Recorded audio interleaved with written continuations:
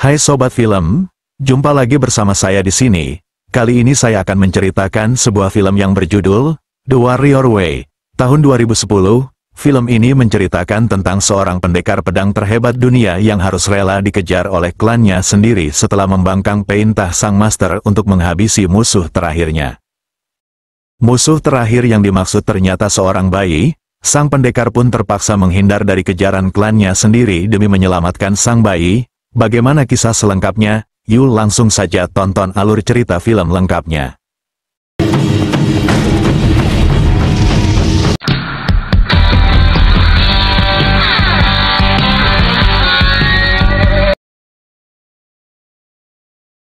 Film dimulai dengan memperlihatkan seorang pria bernama John. Tak lama kemudian, muncul beberapa pria bertopeng dari dalam air. Namun John tampak tidak memiliki rasa takut sedikitpun. Dengan santainya, dia menghabisi mereka semua secepat kilat.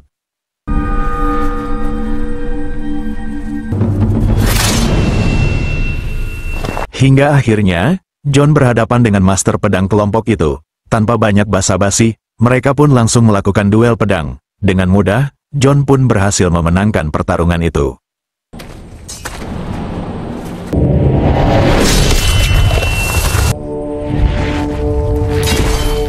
Setelah pria itu terbunuh, John kini telah menjadi master pedang nomor 1 di dunia. Namun saat ia membuka sebuah kotak, ternyata ada seorang bayi perempuan yang begitu lucu.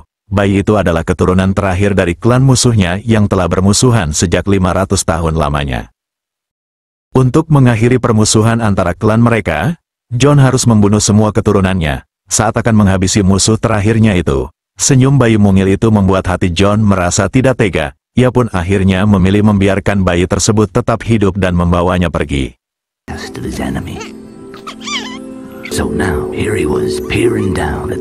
Namun atas sikapnya itu, John akhirnya dikejar oleh klannya sendiri yang bernama Seruling Sedih.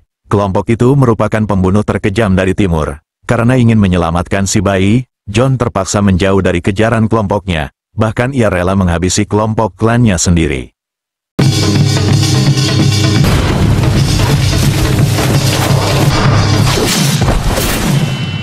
Dengan menaiki sebuah kapal, John memutuskan untuk mengunjungi teman lamanya di tanah yang sangat jauh. Setelah beberapa lama, mereka pun sampai di suatu kota mati dan tandus bernama Lodi yang berlokasi di tengah gurun bagian barat.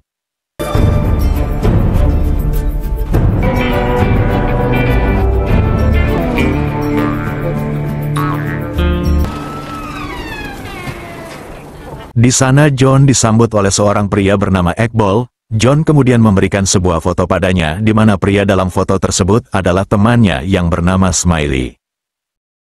Ekbol lalu mengantar mereka ke rumah Smiley yang tampak sudah tak terawat. Di sini pun terungkap bahwa Smiley sebenarnya telah lama meninggal. Di tempat lain, sang master ketua klan yang tak lain adalah guru John terlihat mulai mengikuti jejaknya, bahkan ia membawa seluruh pasukan elitnya bersamanya. I have made you the strongest. She will always be the... Di malam harinya, John kebingungan karena si bayi menangis tanpa henti. Namun tiba-tiba, ia diserang oleh seorang wanita menggunakan pedang kayu hingga pedang itu patah.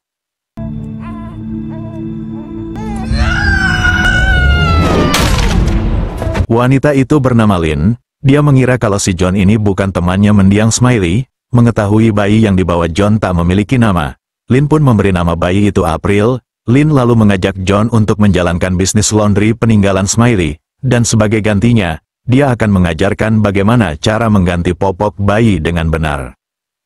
You're slower than molasses in January. We'll be partners, 60-40.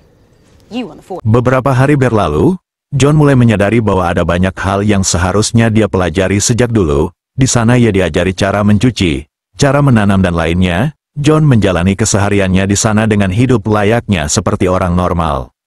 Sun goes down. Nice to have a few friends around. Suatu hari, John melihat Lin pergi ke kuburan dan menaruh bunga di atasnya. Dia pun penasaran dan bertanya pada Ekbol, dan Ekbol pun akhirnya menceritakan kisah Lin pada John. Beberapa tahun yang lalu, sekelompok penjahat koboi datang dan melakukan penjarahan. Di sana Lin ditangkap untuk pemuas nafsu sang kolonel. namun Lin dengan berani memberontak dan menyirami minyak panas ke wajah sang kolonel.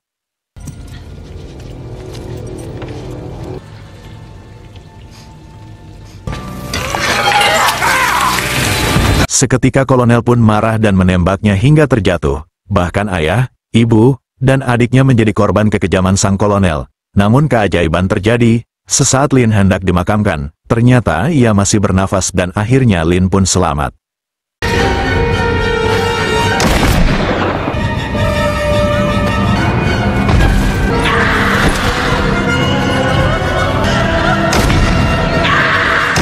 Sejak saat itu, Lin benar-benar telah dikuasai oleh rasa dendamnya. Dia selalu berlatih melempar pisau untuk membalas perbuatan sang kolonel suatu hari nanti.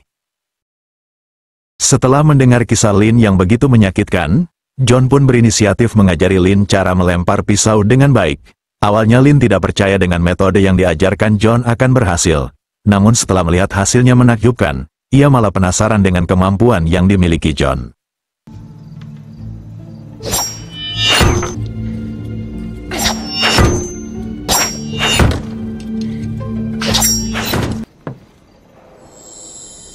Lin pun mengujinya dengan melempar batu dari belakang ke arah April.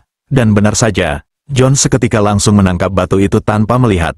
Hal itu jelas membuat Lin yakin, kalau John bukan orang sembarangan.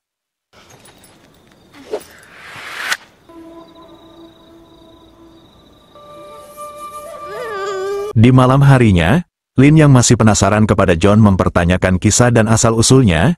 John pun menjawab kalau dirinya seorang pembunuh, karena di masa lalunya, keluarganya dibantai oleh pendekar pedang. Hal itulah yang membuat dirinya merasa ingin menjadi pendekar pedang terhebat di dunia, dan ia pun bergabung dengan kelompok pembunuh seruling sedih. I was angry at It works.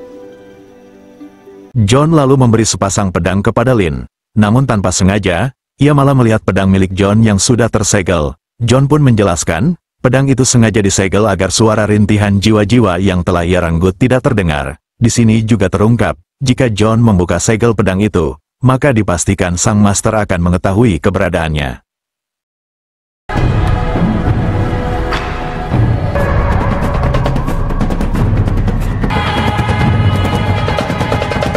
Hari demi hari John mengajari Lin cara menggunakan pedang. Hingga di suatu malam, saat mereka sedang berlatih pedang, Lin malah tiba-tiba mencium John. John yang tak mengerti dengan sikap itu hanya bisa terdiam, merasakan sensasi cita rasa yang baru dirasakannya.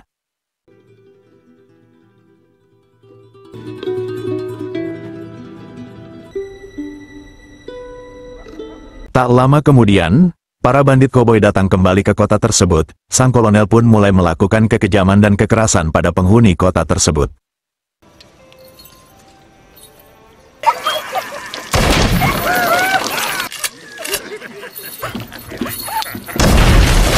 Lin yang melihat kehadiran sang kolonel merasa tak sabar ingin menghabisinya.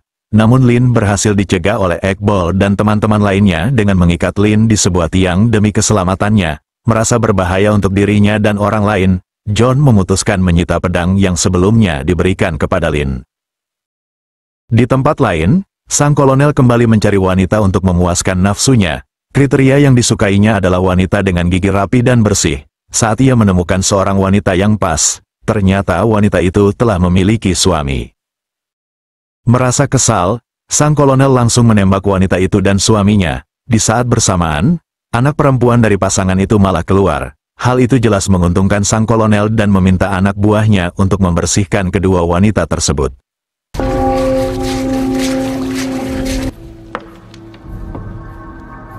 Saat sang kolonel menunggu kedua wanita itu, tiba-tiba Lin muncul mengaku sebagai wanita penghibur. Melihat kecantikan Lin, sang kolonel pun terpesona, dan meminta untuk segera melakukan upacara kebahagiaan. Make yourself scarce. Thank the theater. Di sisi lain, orang-orang baru menyadari kalau Lin berhasil kabur. Merasa Lin dalam bahaya dan situasinya sudah darurat, John terpaksa membuka segel pedangnya, yang akhirnya sang master mendengar lokasi jeritan pedang tersebut.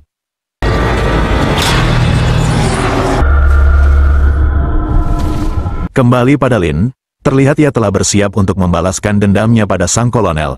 Namun sial, penyamarannya ternyata telah diketahui. sang kolonel pun tidak menyangka ternyata gadis kecilnya masih hidup. Saat Lin terdesak, John tiba-tiba muncul dan langsung membantai semua anak buah sang kolonel.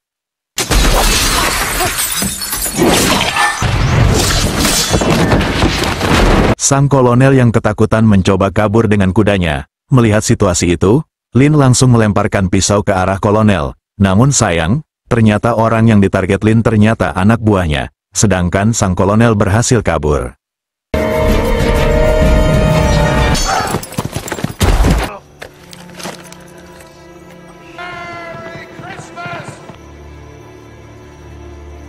Setelah kejadian itu, John sadar akan membawa masalah yang lebih besar. Ia pun berencana akan pergi dari kota itu.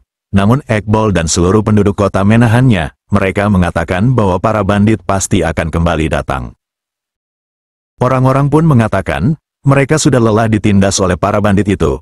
Oleh sebab itu, kali ini mereka berencana untuk melakukan perlawanan. Mendengar hal itu, John akhirnya memutuskan untuk tetap tinggal dan akan membantu para penduduk kota.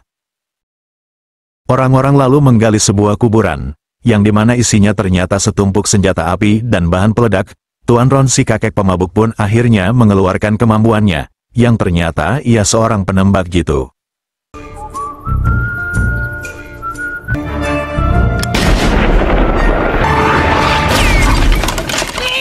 John lalu pergi menemui Lin. Di sana ia memberikan kembali sepasang pedang kepadanya. Di sana John juga memberikan sedikit tips memberitahukan titik lemah saat berhadapan dengan musuhnya.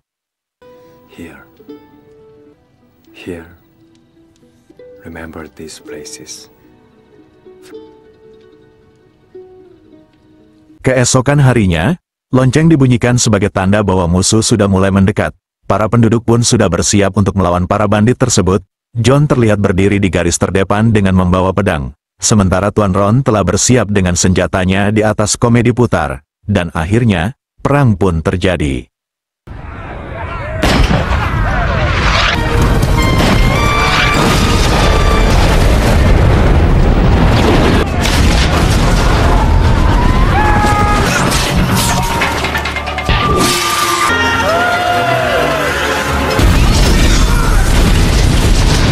Sebagian para bandit berhasil dibantai, namun jumlah bandit yang begitu banyak kelompok John pun mulai terdesak. Namun tiba-tiba, sang master seruling sedih dan anak buahnya datang, dan akhirnya, saling serang pun terjadi lagi.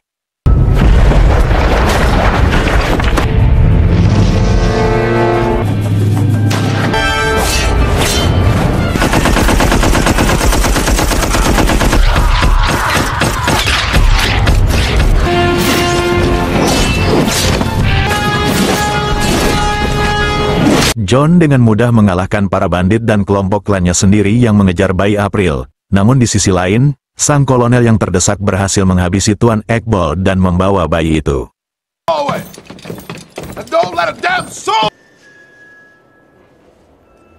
Mengetahui bayi April sudah diculik, John bergegas mendatangi tempat persembunyian sang kolonel. Di sana pembantaian pun terjadi lagi. John akhirnya bisa mengambil kembali bayi April dengan selamat.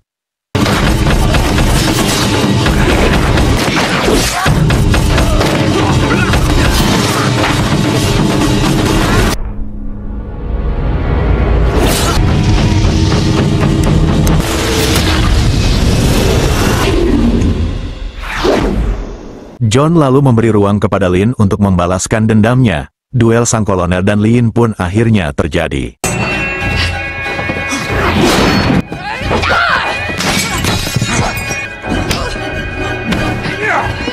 Setelah melakukan pertarungan sengit, Lin akhirnya berhasil membantai sang kolonel, dan akhirnya, dendam pun dibayar lunas.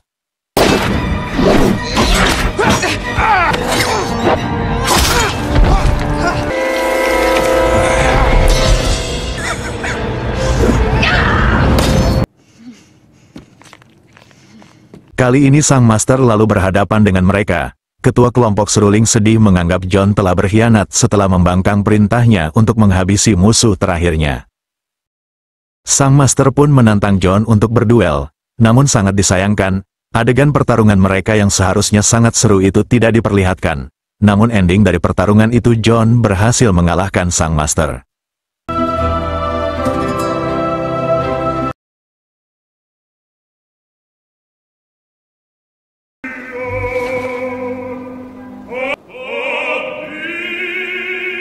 Setelah merasa semuanya aman, John pun memutuskan akan pergi dari kota itu. Ia pun berpamitan kepada Lin dan penduduk kota yang tersisa. John juga memutuskan bayi April dititipkan sama Lin demi keselamatannya. Dikarenakan masih ada anggota kelompok seruling sedih yang kapan saja bisa mendatanginya, John pun akhirnya pergi. Dan akhirnya, film pun selesai. Rhea walked away.